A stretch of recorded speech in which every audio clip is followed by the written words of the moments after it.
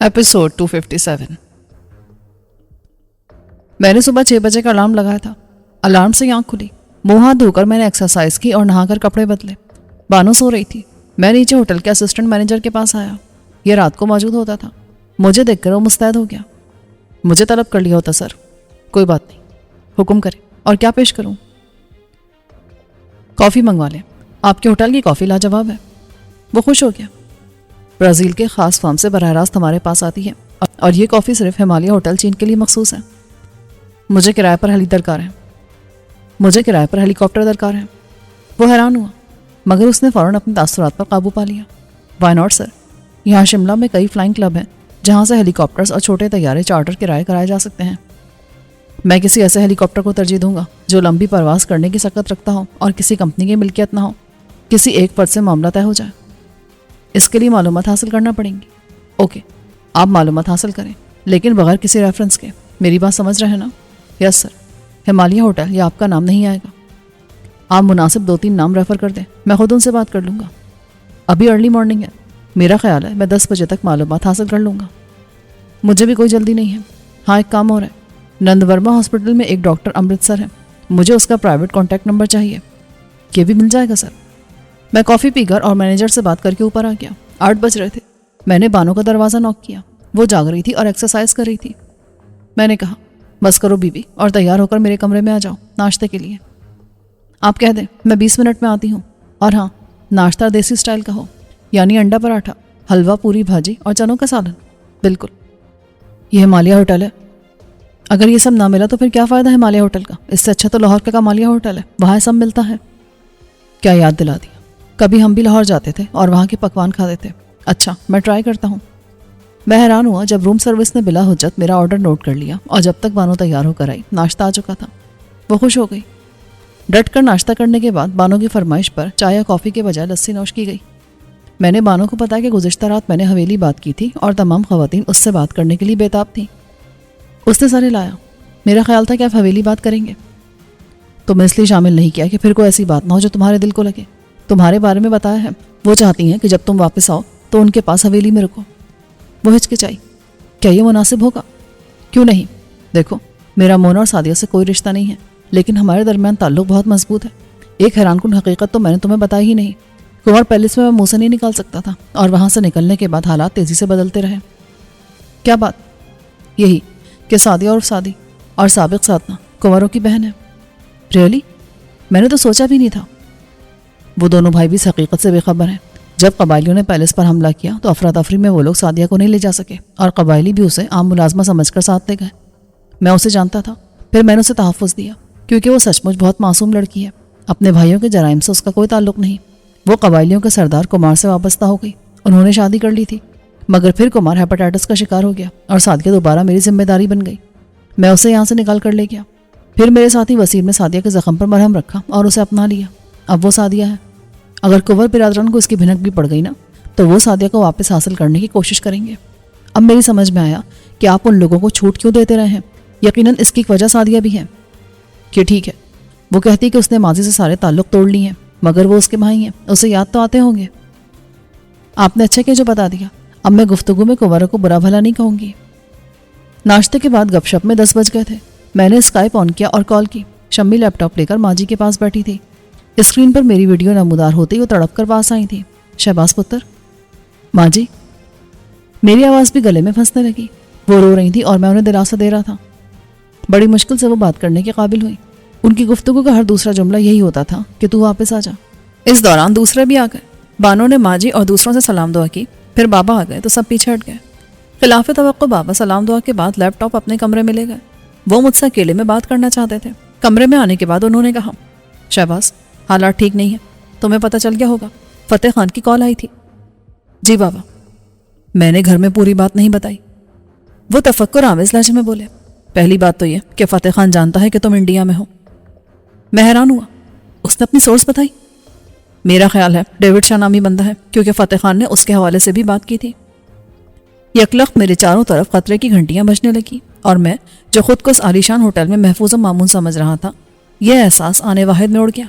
बाबा, मुझे तफसील से बताएं, फतेह खान ने क्या कहा था?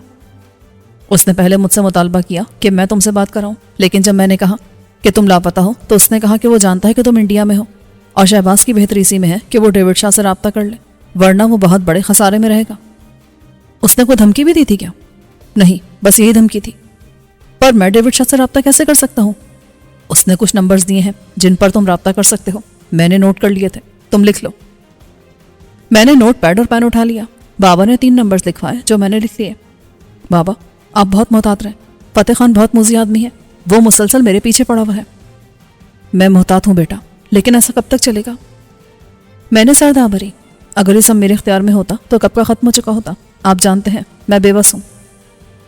وہ کچھ دیر خاموش رہے، پھر آہستہ سے بولے، شہباز میں اور تمہاری ماں اپنی زندگی گزار چکے ہیں، اب ہمیں تمہاری اور سویرا کی فکر ہے۔ میں جانتا ہوں بابا، لیکن میرے لیے اصل اہمیت آپ کی اور ماں جی کی ہے۔ آپ کے بغیر ہم اور ہماری ہر خوشی ادھوری ہے۔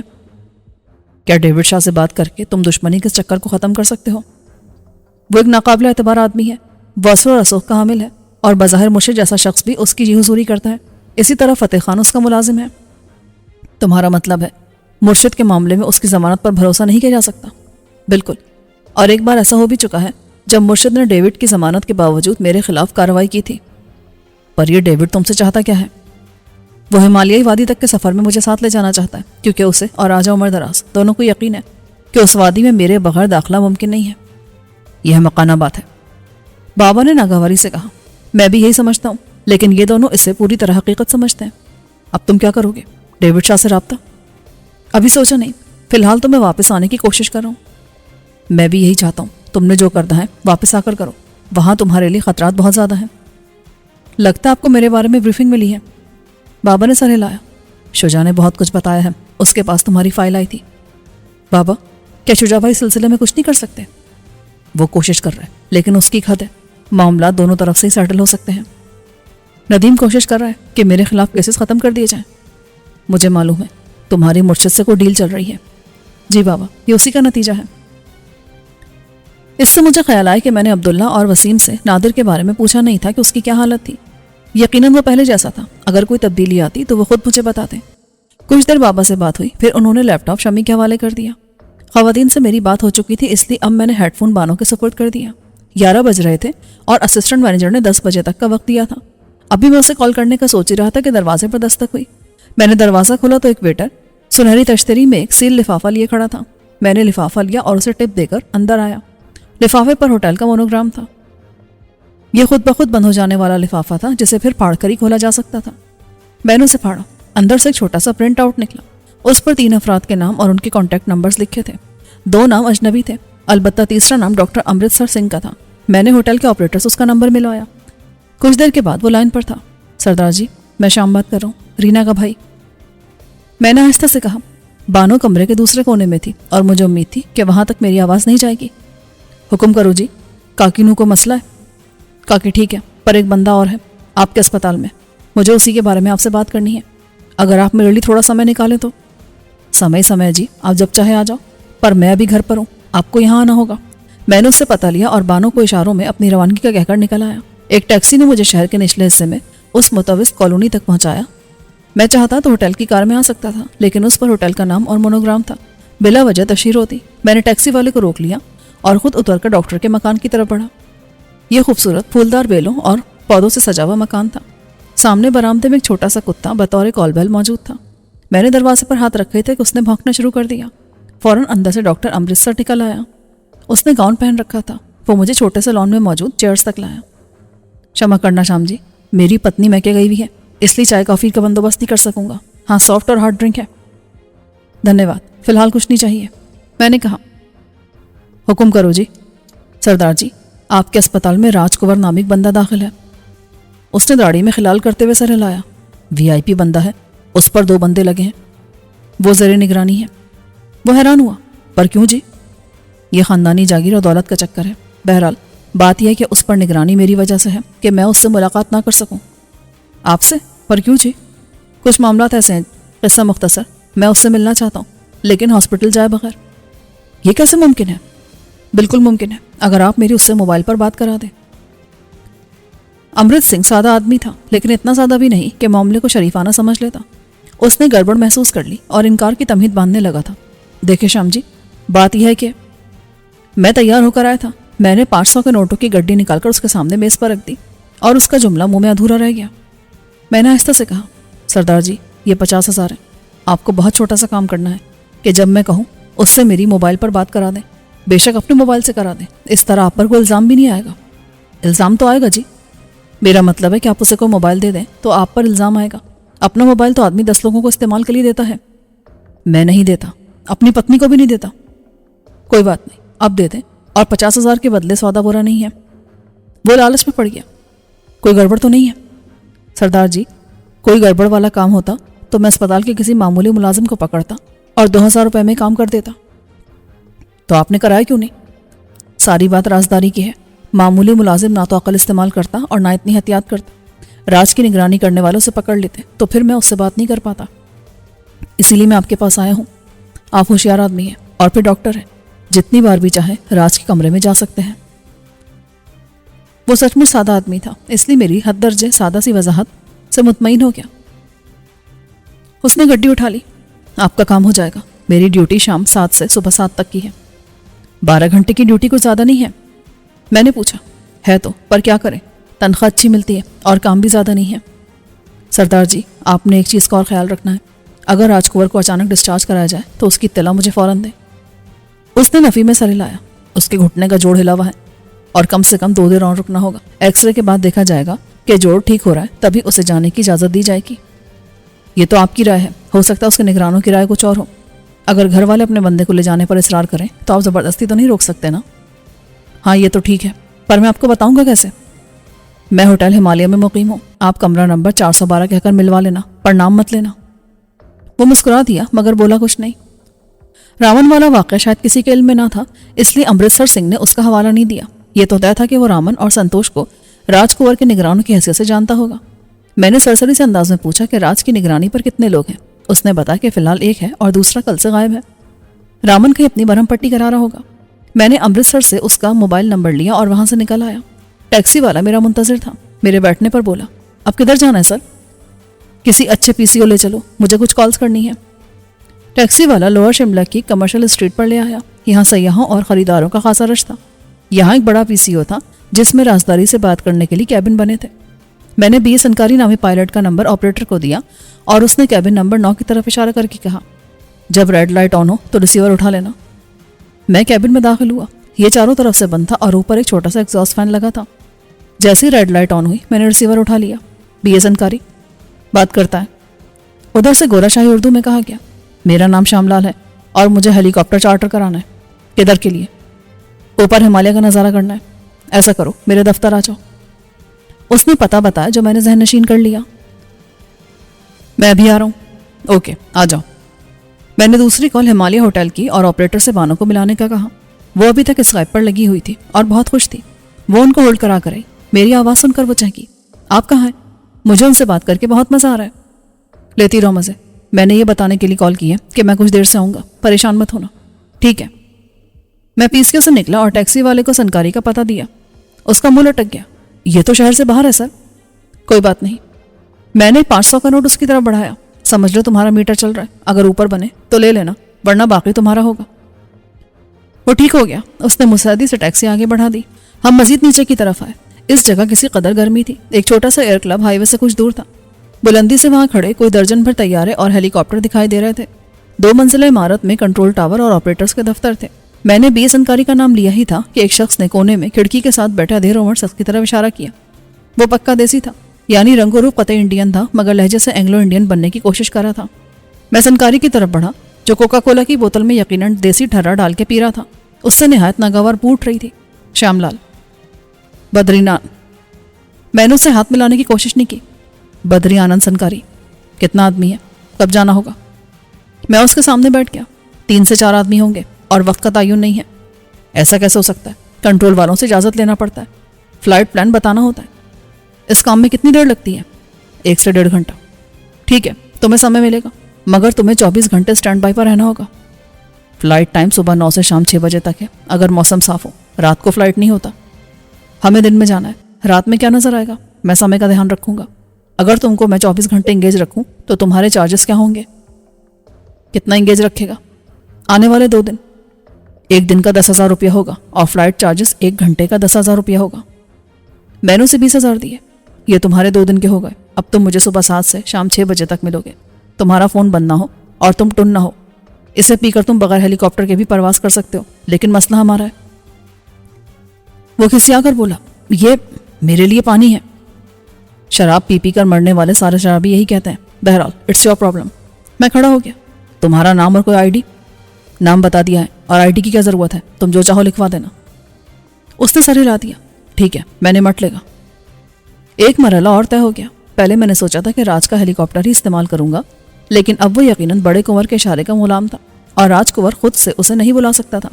इस पायलट का फ़ायदा ये होता कि वो अच्छी तरह जानता था कि सरहद कहाँ से पार करनी है, मगर कोई भी तजुर्बेकार पायलट ये काम कर सकता था। अगर राजी खुशी नहीं करता तो उससे कराया जा सकता था। सनकारी ने अपना हेलीकॉप्टर दिखाया। ये 5 सीटों वाला हल्का हेलीकॉप्टर था, लेकिन एक बार फ्यूल लेकर 2 घंटे से ज़्यादा परवास कर सकता था। इतना वक्त काफ़ी था क्योंकि हमें 1.5 घंटे से ज़्यादा परवास नहीं करनी थी और इस दौरान में हम लाजमी सरहद अबूर कर जाते। हेली किसी कदर पुराना था, मगर उसकी देखभाल होती थी इसलिए नया लग रहा था। सनकारी ने मुझे बताकर हैरान कर दिया। मैं इसे 10 साल से उड़ा रहा हूँ। 10 साल से? इतना पुराना तो नहीं लगता। ये इससे भी पुराना है, लेकिन इसका प्रॉपर मेंटेनेंस होता है। सारा अहम पुर्जा चेंज किया जाता है। फ्लाइंग मशीन में एक पुर्जा भी ठीक ना हो तो ये धड़ाम से नीचे गिर सकता है। इस पर मैंने उससे हाथ मिलाया। मैं तुमसे रब्ता करूंगा, तुम तैयार रहना। टैक्सी वाला मुंतजिर था और ऊँग रहा था। मुझे देखकर होशियार हो गया। आप किधर साहब? वहीं जहाँ से तुमने मुझे उठाया था। मैंने हिमालय होटल का हवाला नहीं दिया। टैक्सी भी मैंने होटल से कुछ फासले से ली थी। अब मैं मोहतात हो गया था, खासतौर से जब फतेह खान और डेविड शाह के बारे में पता चला था कि वो इंडिया में मेरी मौजूदगी से वाकिफ थे। ये ज़रूरी नहीं कि उन्हें बिल्कुल दुरुस्त पता हो कि मैं कहाँ था, लेकिन ये भी कम नहीं था कि वो मेरी इंडिया में मौजूदगी से वाकिफ थे।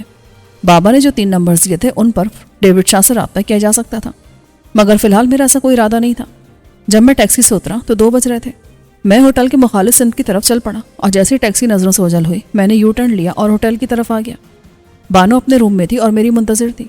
उसने लंच नहीं किया था। फिर उसने लंच ऑर्डर किया। हमने तय किया कि खाना अपने कमरे में खाएंगे और गैर ज़रूरी तौर पर बाहर जाने से गुरेज करेंगे ताकि किसी की नज़रों में आने का इम्कान कम से कम हो। खाने के दौरान मैंने अपनी कारगुजारियों से उसे आगाह किया।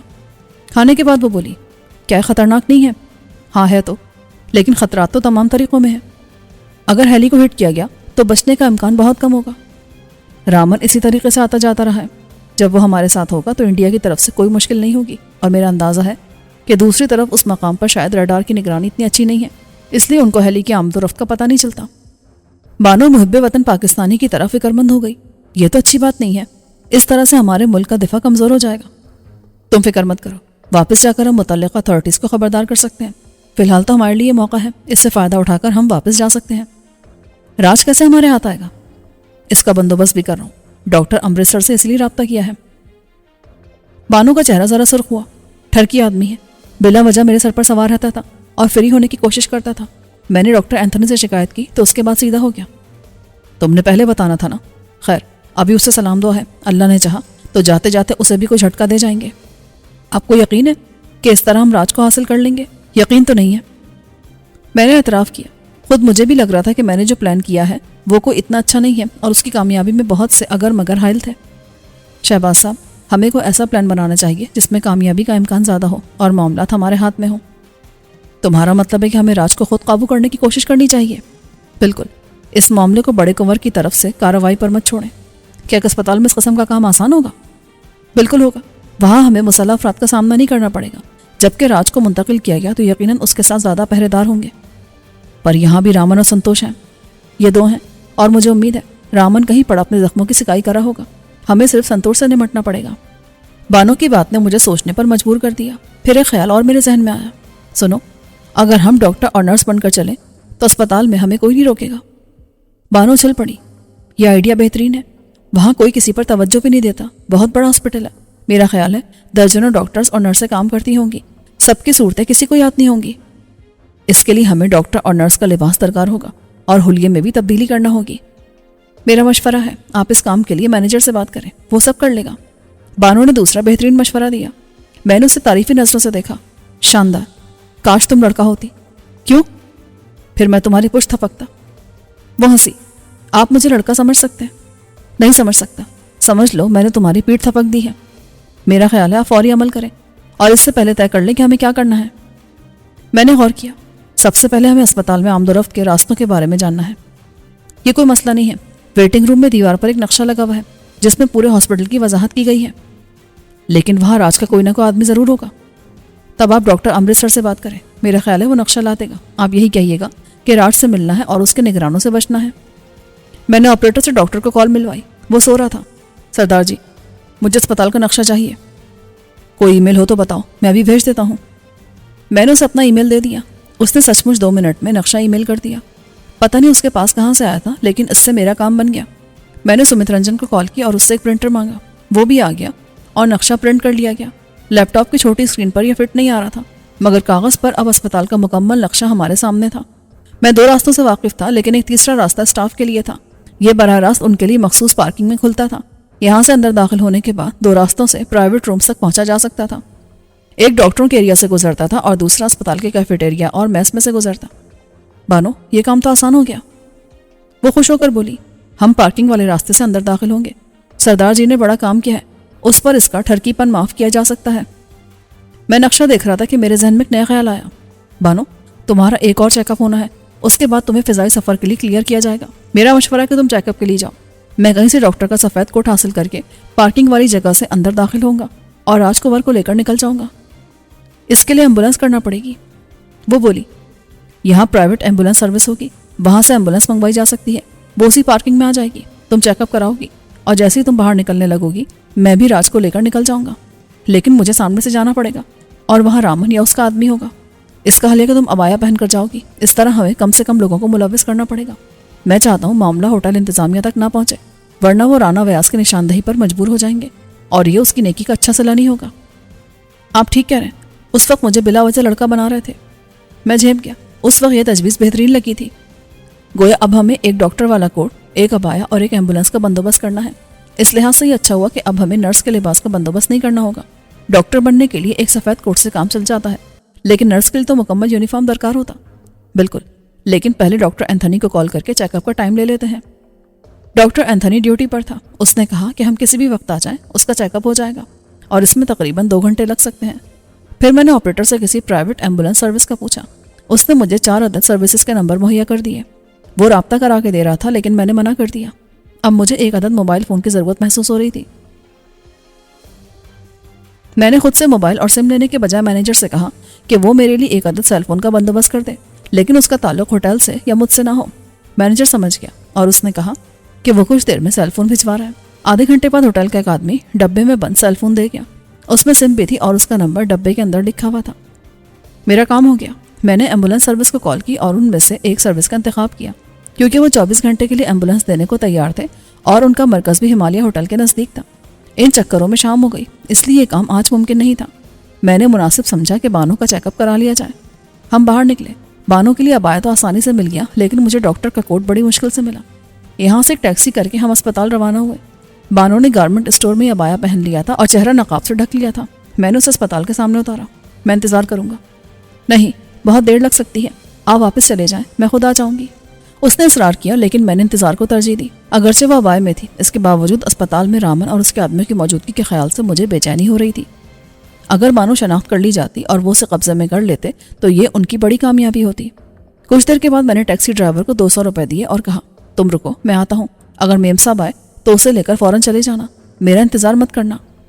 ठीक है सर, पर क्या वो मेरी बात मानेंगी? उसे कहना ये फाल्कन ने कहा है। उसे ताज्जुब हुआ, मगर बानो इशारे से समझ जाती कि यह बात फाल्कन यानी शहबाज यानी मैंने की है। मैंने ड्राइवर को ज़्यादा रकम नहीं दी कि वो लेकर 9-2-11 ना हो जाए और हमें टैक्सी के लिए खासा आगे जाना पड़ता। मैंने ड्राइवर को ज़्यादा रकम नहीं दी कि वो लेकर 9-2-11 ना हो जाए और फिर हमें टैक्सी के लिए खासा आगे जाना पड़ता। मैंने सड़क पार करके अस्पताल की दीवार के साथ रुकते हुए मोबाइल से डॉक्टर एंथनी का नंबर मिलाया। उसने कॉल रिसीव की। डॉक्टर साहब, मैं शाम बात कर रहा हूँ। रीना आ गई है? Yes, she is here. Thank you doctor. जब उसका चेकअप हो जाए तो प्लीज़ आप मुझे इसी नंबर पर कॉल कर दीजिएगा, मैं उसे लेने आ जाऊँगा। वाई नॉट, श्योर, उसने जवाब दिया। यह तस्दीक हो जाने के बाद कि बानो खैरियत से अंदर पहुँच गई है, उसूलन मुझे शराफत से वापस टैक्सी की तरफ आ जाना चाहिए था, मगर मैंने सोचा कि जब यहाँ तक आ ही गया हूँ तो ज़रा वो रास्ता भी देख लूँ जिससे गुजरकर राज तक रसाई हासिल करनी थी और फिर उसे निकाल कर ले जाना था। इत्तेफाक से कोट मेरे पास था। ये शॉपिंग वाले शॉपर में था। मैं गेट से अंदर आया और इस बार बाएं तरफ मुड़ा। अमले के लिए मखसूस पार्किंग उसी तरफ थी और उसकी निशानदही के लिए एक बोर्ड भी लगा हुआ था। यहाँ सन्नाटा था और किसी ने रोकने की कोशिश भी ना की। मैं आराम से उस दरवाजे तक पहुंच गया जिससे डॉक्टर और दूसरा स्टाफ अंदर आता जाता था। उसके सामने पार्किंग में जगह थी। अंदर जाने से पहले मैंने डॉक्टर वाला कोट पहन लिया और उसका शॉपर कोट की जेब में डाल लिया। किसी कदर हिचकिचाहट के साथ मैंने अंदर कदम रखा। अंदर से 2 नर्सें अपनी हाई हील की अड़ियां बजाती बाहर आ रही थीं और आपस में बातें कर रही थीं। उन्होंने मेरी तरफ कोई तवज्जो ना दी और बराबर से गुजर गई। राहदारी के कोने पर पहुंचकर मैंने नक्शा जहन में ताज़ा किया। इसके मुताबिक मुझे दाएं तरफ मुड़ना था और फिर बाएं तरफ मुड़ता तो प्राइवेट रूम एरिया तक पहुंच जाता। राज का कमरा उसी जगह था, लेकिन जैसे ही मैं दाएं तरफ मुड़ा मुझे डॉक्टर एंथनी दिखाई दिया। वो एक नर्स से बात करता और एक चार्ट देखता इसी तरफ आ रहा था। इससे पहले कि उसकी नज़र मुझ पर पड़ती मैं तेजी से वापस आया और जो पहला दरवाजा दिखाई दिया उसे खोलकर अंदर दाखिल हो गया। ये किसी डॉक्टर का कमरा था और खुशकिस्मती से खाली था। मैंने दरवाज़ा ज़रा सा खुला रखा। डॉक्टर एंथनी नर्स से बात करता हुआ राहदारी में सीधा निकल गया। उसने मुड़ने की कोशिश नहीं की। नर्स उसके साथ थी। उनके जाते ही मैं बाहर निकल आया और दबे कदमों दाएं तरफ मुड़ा। इस बार किसी रुकावट का सामना नहीं करना पड़ा और मैं बासानी राज के कमरे तक पहुंच गया। यहाँ कोई ना था। मैंने आहिस्ता से हैंडल घुमाया था कि मेरे कानों में बड़े कोवर की धीमी आवाज़ पड़ी। वो कह रहा था, राज, तुम बिला वजह शक कर रहे हो। अगर तुम कागजात मेरे हवाले कर दो तो मैं तुम्हें कुछ नहीं कहूँगा, वरना मेरे लिए क्या मुश्किल है कि तुम्हारे बीवी बच्चों को बुलवा लूँ। मुझे तुम पर विश्वास नहीं है। वो कागजात मेरे जीवन की ज़मानत है। नहीं, हमारे जीवन की ज़मानत वो अनलिखा माहिदा है जो ख़ानदान में आपस में खून बहाने से मना करता है। इसी कारण से तुमने मुझे नहीं मारा और मैंने भी तुम्हें माफ़ कर दिया। अगर तुम मुझे वो कागजात दे दो तो सब पहले की तरह हो जाएगा। तुम मुझे माफ़ करके जागीर का इंतज़ाम मेरे हाथ में दे दोगे? राज ने तंज़ी अंदाज में पूछा। नहीं, ये मुमकिन नहीं है, लेकिन शहर का बिजनेस मैं तुम्हारे हवाले कर दूंगा और मेरा हिस्सा देकर तुम उससे कमा सकते हो। उससे क्या मिलेगा? महीने के 10-15 लाख। उसमें मेरा गुजारा कैसे होगा? तुमने पहले भी बहुत कमाया और बचाया होगा। बड़े कुंवर का लहजा सर्द हो गया। उसे भी बिजनेस में लगा सकते हो, फिर मेरे बाद सब तुम्हें मिलेगा। मैं सोचूंगा। राज ने यारी से कहा, तुम्हारे पास कल तक की मोहलत है। मैंने डॉक्टर से बात कर ली है। कल तुम्हें यहाँ से शिफ्ट किया जा सकता है। अगर तुम कागजात दे दो तो तुम्हें पैरिस नहीं जाना पड़ेगा। तुम यहीं से अपने बीवी बच्चों के पास जा सकते हो। मैं पैरिस नहीं जाऊंगा। राज के लहजे में पहली बार खौफ आया। मैंने दरवाज़ा ज़रा सा खुला रहने दिया और कान अंदर की तरफ लगाए हुए थे, लेकिन नज़रें आसपास मरकूज थीं। राज, तुम बेबस हो। इसे अपने लिए आखिरी वार्निंग समझो। तुम मुझे खौफज़दा नहीं कर सकते। मैं जानता हूँ तुम किसके बल पर अकड़ रहे हो। तुम्हारा ख्याल है कि शहबाज मलिक तुम्हें बचा लेगा, लेकिन ये तुम्हारी और उसकी भूल है। वो बहुत जल्द खुद मेरे पास आएगा। वो कैसे? राज कुंवर ने हैरत से कहा, मेरा तो विचार है वो अब तक इंडिया से निकल चुका होगा। बेशक वो इंडिया से भी निकल जाए, इसके बावजूद खुद मेरे पास आएगा। तुम उस पर तकिया मत करो, मेरी पेशकश का फ़ायदा उठाओ। मैं सोच में पड़ गया। बड़ा कुंवर बहुत पुरएतमाद लहजे में ये बात कर रहा था और इसके पीछे कोई चक्कर था। आखिर मैं क्यों खुद उसके पास आने पर मजबूर होता? ऐसा मैं सिर्फ अपने किसी साथी के लिए कर सकता था, लेकिन मेरे तमाम साथी उसकी दस्तरस से बाहर थे। अचानक मुझे बानो का ख्याल आया। मैं तेजी से वहां से हटा और दरवाजे खोल कर देखने लगा। 2 कमरों में मुझे मरीज मिले। मैंने सॉरी कहकर दरवाज़ा बंद कर दिया। तीसरा कमरा खाली था। मैं अंदर दाखिल हुआ और मोबाइल निकालकर डॉक्टर एंथनी को कॉल की। उसने कॉल रिसीव की। यस डॉक्टर, इट इज़ शाम। रीना का चेकअप किस मरहले में है? MRI हो रहा है। डॉक्टर, मैं उसके पास रहना चाहता हूँ। वाई नॉट, आप आ जाएं। किसी से MRI सेक्शन का पूछ लेना। डॉक्टर एंथनी की बात से लग रहा था कि वो फिलहाल बानो से दूर था। मैं कमरे से निकला और राज के कमरे तक आया। बड़ा कुंवर जा चुका था। मुझे हैरत हुई कि वो यहाँ अकेले कैसे आ गया था, जबकि वो जानता था कि मैं यहाँ था। शायद उसके मुहाफिजों को अंदर नहीं आने दिया गया था और उसे बज़ाहिर यहाँ कोई ख़तरा नहीं था। उल्टा उसकी बात ने मुझे परेशान कर दिया था और मैं मुमकिन ख़तरे को भांपने की कोशिश कर रहा था। एक नर्स ने मुझे MRI सेक्शन के बारे में बताया। उसने पूछा, आप नए आए हैं? नहीं, मैं एक दूसरे हॉस्पिटल से विजिट पर आया हूँ। मैंने कहा और उसकी बताई हुई सेंध मुड़ गया। यह लैब एक्सरे का एरिया था, इसलिए यहाँ मामूल से ज़्यादा सन्नाटा था। MRI रूम के बाहर तख्ती लगी थी और मैं दरवाज़ा खोलकर अंदर आया तो नीले यूनिफॉर्म में मलबूस चीनी नक्कुश वाला अटेंडेंट हैरान परेशान खड़ा था। उसकी परेशानी की वजह भी समझ में आ गई। वो ट्रे जिस पर लिटाकर आदमी को MRI मशीन में डाला जाता है खाली थी और बानो वहाँ कहीं नहीं थी। मेरा खदशा दुरुस्त साबित हो रहा था। मैंने नौजवान का गिरेबान पकड़कर खींचा और खूंखार लहजे में कहा, लड़की कहाँ है? मुझे नहीं मालूम। भकला कर बोला, बकवास मत करो। उसने जल्दी से सर हिलाया। वो यही थी, लेकिन मैं ट्रे में करके उसे लिटाकर गया था ताकि मशीन ऑपरेट कर सकूं। जब वापस आया तो वो नहीं थी। मैं उसे खींचकर मशीन तक ले गया। तुम कहाँ थे? उसने मशीन का ऑपरेटिंग सेक्शन दिखाया। यह सचमुच ऐसी जगह था जहां से ट्रे वाला हिस्सा नजर नहीं आ रहा था। कोई अंदर आया था? नहीं, मैंने कोई आवाज़ नहीं सुनी। मैं परेशान हो गया। अगर बानो अपनी मर्जी से नहीं गई थी तो उसे ले जाने वाले नहायत माहिर थे, उन्होंने ज़रा भी आहट पैदा नहीं की थी। तुमने किसी को बताया? मैं डॉक्टर एंथनी को कॉल करने जा रहा था कि आप आ गए। उसे कॉल करो और लड़की के गायब होने का बताओ। मैं लड़की का भाई हूँ, लेकिन डॉक्टर से कहना जब तक मैं उससे रब्ता ना करूँ कोई कार्रवाई ना की जाए, मतलब पुलिस वगैरह को कॉल ना करे, वरना ये कॉल खुद उसके गले पड़ जाएगी। मेरी बात समझ गए? जी सर। उसे लफ्ज़ पलफ्ज़ बता देना और कहना मेरी कॉल का इंतज़ार करे। ये कहकर मैं बाहर निकल आया। मैंने पतलून की बेल्ट से पिस्तौल निकालकर कोट की जेब में रख लिया था और उसका दस्ता मेरी गिरफ्त में था। मेरा रुख वेटिंग रूम की तरफ था। मेरा अंदाजा था कि वहाँ संतोष या रामन के किसी और आदमी को होना चाहिए था, लेकिन किसी को भी वहाँ ना पाकर मेरे अंदर खतरे का धमकता एहसास मजीद बढ़ गया। यकीनन बड़ा कुंवर मेरी नकलो हरकत से बाखबर था और वही बानो को ले गया था। उसका मकसद पूरा हो गया था। अब मैं खुद बखुद उसके पास हाजिर हो जाता। वो राज से यही कह रहा था। मैं वापस राज के कमरे की तरफ आया। एक खदशा ये था कि वो उसे भी ना ले गया हो, लेकिन राज को बिस्तर पर पाकर मेरा ख्याल गलत साबित हुआ। उसकी आंखें बंद थी और उसे पता भी ना चला था कि मैंने झांक कर उसे देखा था। उस वक्त में बहुत चौंकिन्ना था और 1 सेकंड के नोटिस पर मार धाड़ के लिए तैयार था। मैंने सामने से निकलने के बजाय स्टाफ वाले दरवाजे का रुख किया और वहां से निकल रहा था कि डॉक्टर एंथनी की कॉल आ गई। Mister Shyam, what is this? Reena यहाँ से कहाँ गई? वो किसी कदर तेज लहजे में बोला। मैं नहीं जानता डॉक्टर, और मैं उसे तलाश कर रहा हूँ। मैंने धीमी आवाज में कहा, असल में यहाँ हमारे कुछ दुश्मन भी हैं। मुझे शुबा है वो रीना को किडनैप करके ले गए हैं। हॉस्पिटल से? दैट्स इम्पॉसिबल डॉक्टर, ये मुमकिन हो गया है और लड़की तुम्हारे आदमी के सामने गायब हुई है, लेकिन फिलहाल तुम पुलिस को इत्तला नहीं दोगे जब तक मैं ओके ना करूं। दूसरी सूरत में तुम खुद पुलिस के सवालों का जवाब देते रहना। मैं और रीना यहाँ वापस नहीं आएंगे। डॉक्टर एंथनी समझ रहा था कि सूरत में उसकी पोजीशन क्या हो जाएगी। उसने कहा, ओके, मैं पुलिस को कॉल नहीं करेगा। मैं बाहर आया और अस्पताल से निकलकर टैक्सी वाले को तलाश किया, मगर टैक्सी वहां नहीं थी जहां मैं उसे छोड़कर गया था। मैं हैरान परेशान सड़क के किनारे खड़ा था। मुश्किल से आधे घंटे के अंदर ही सब पलट कर रह गया था और फिर मुझे एहसास हुआ कि मैं इस तरह यहाँ खड़ा होकर दुश्मन के लिए एक और आसानी पैदा कर रहा था। कोट उतारते हुए मैं तेज कदमों से जाने लगा।